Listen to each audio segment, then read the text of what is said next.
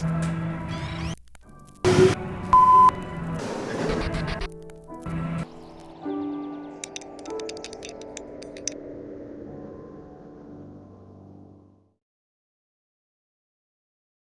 Dylan Terrell, Executive Director of CADIS Mexico, and this is San Miguel.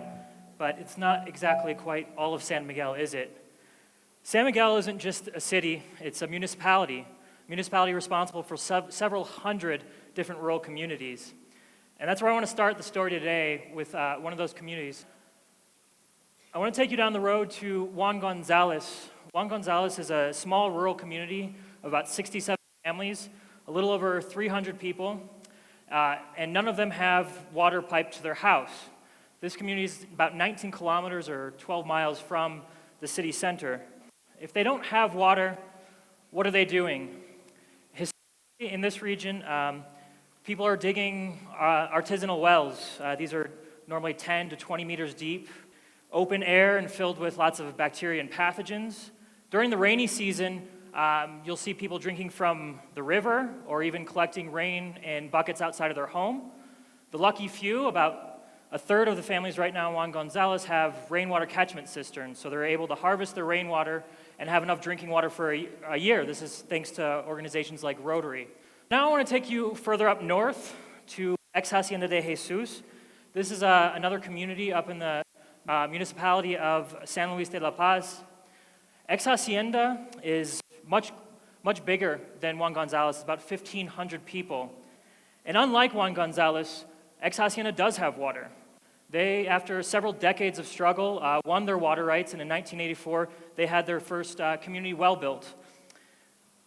Unfortunately, several decades later, they're going to find out that that water is contaminated with toxic levels of arsenic and fluoride. So in keeping with today's theme of despacio, of slowing down and also being aware of our space, I want to talk about the space that connects these two communities. These two communities are intimately connected by water in the space of the Independence watershed. The Independence watershed takes up about 7 municipalities in the northern part of Guanajuato, and lying just below is the Independence Aquifer.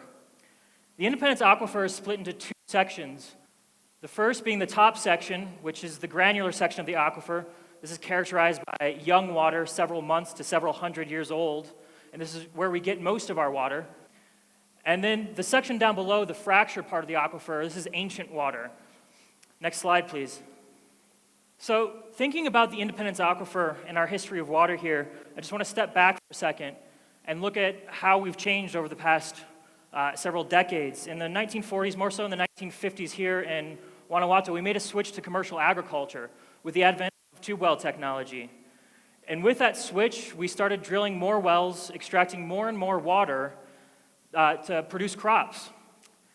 And this went on kind of an unsustainable extraction spree that by the early 1980s, we were in a permanent decline of water table levels. This led to the 1983, the final Veda decree for the state of Guanajuato, which put a ban on the entire state for any deep well drilling. Essentially, you needed federal permission to drill any wells. At that time, we had a little under 1,500 wells in this watershed. Today, we have over 3,000. So clearly, we're not respecting that decree. So with this rate of decline, we're seeing upwards of 10 meters per year in certain parts of the watershed. For those of you who don't know, it's just it's a horrifying number. And with that, we're encountering water at lower and lower depths. In the 1950s, we'd see water at 5, 10 meters deep. Today, it's not uncommon to go 200 meters deep before we even encounter water. So with that, we're quite obviously having to drill wells deeper and deeper. In the 1970s, we passed 100 meters. Today, most wells are between 200 and 400 meters deep. So what does this mean? It means we've punctured into that fracture, that lower section of the aquifer, and that ancient water is starting to come up. It's starting to migrate into the granular section where we take our water out. Now, this water is characterized not just by being really old. It's not just thousands, but it's tens of thousands of years old.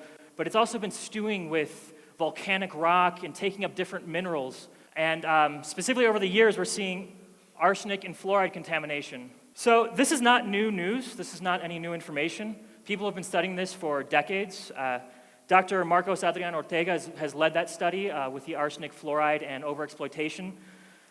But in 2012, we decided with the Coalition in Defense of the Independence Aquifer that we wanted to see what's going on today. What are the arsenic, fluoride levels like today? Because we're seeing lower and lower water tables, we want to see if they're becoming more concentrated. And we studied about a little over 60 wells affecting some 90 communities in 4 different municipalities in the watershed so far. And about 50% of those wells were over the limit for arsenic and fluoride. Arsenic levels we're seeing 2 to 3 times above the Mexican limit, which is to say more than 7 times the World Health Organization standards. Next slide. The real issue that we're seeing, though, the immediate concern, is fluoride. For reference, the maximum allowable limit for fluoride is 1.5 parts per million. As you can see up in the top there, well, I guess you can't see too well, but the 18.2, that's actually ex Hacienda de Jesus. That's that community we started off with today. Those 1,500 people have to drink that water every single day. That is 12 times above the allowable limit. So when we talk about the health effects, fluoride has this really nasty tendency of making itself visible in the first form of dental fluorosis. This is a young girl from one of these communities who's already suffering from severe dental fluorosis. This is going to later manifest itself into things like crippling skeletal fluorosis and a host of other health concerns. So what can we do? A lot of people are working on different things. There's reverse osmosis systems. Our partners up in Dolores, Sedesa, have developed a low-cost solar distiller. We ourselves in Caddis have been trying to come up with a low-cost filter adapter that can remove it. But when I think about removing arsenic and fluoride from the water, I can't help but come back to this idea that if our rate of extraction continues to be greater than our rate of recharge, we're going to have less and less water to clean in the first place. So we really need to be looking for new sources of water. The first that comes to mind, quite obviously, is rainwater. Rainwater has the benefit of not putting stress on our already really fragile aquifer. It's fairly inexpensive to harvest, and it's also arsenic and fluoride free. Next slide. Our neighbors up here in Ex Hacienda again, they're on board, they're ready.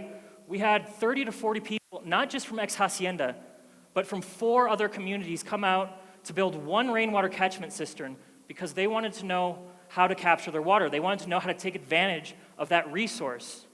These are people that have a really intimate connection with their water, something that we're starting to lose here in the cities more and more.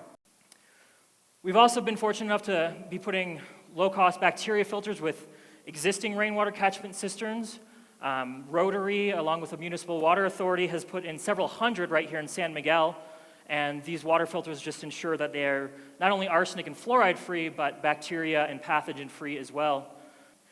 And so with that, with these education, the water quality testing, and interviews with the families, we've been really lucky that we can sit down and really talk about these issues together and see where we're going with water use and what we can do about it. So I come back one more time to this idea of despacio, of moving slow. And I can't help but think that we don't have that luxury anymore.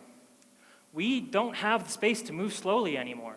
In September of this past year, next slide please, the Coalition in Defense of the Independence Aquifer, we put these issues in the context of basic human rights violations.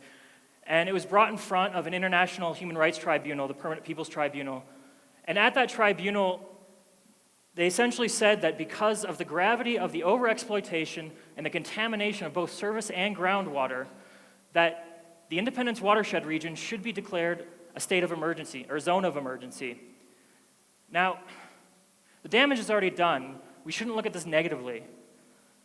This is a call to action. We need to do something, so what can we do?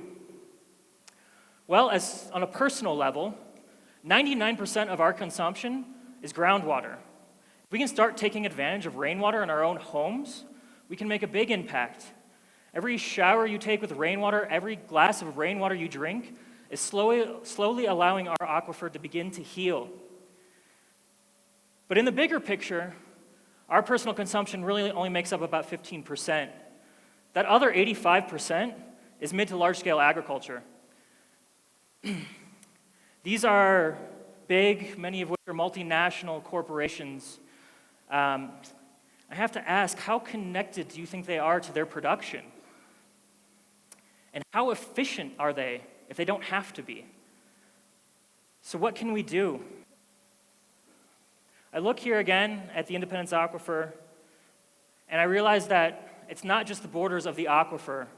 This aquifer is one of 37 other aquifers that make up the greater Lerma-Chapala. 15 years ago, the World Health Organization, the UNEP, came and did a study of the Lerma-Chapala, and they found at that time an estimated 70% of those aquifers were already overexploited. This is connected way down the line. This is not just regional, and it's not even just Mexico, this is global. So, the one thing I would challenge everyone here to do today is that if we want to begin to repair this relationship, we need to do much more than just admit there's a problem. We need to understand what that problem is and how that affects our neighbors. So I challenge everyone to go home today and just turn off your water. Just shut it down for a day. See how long you can last. All this work is a culmination of many other actors, and I just wanted to take a moment to acknowledge them. Thank you.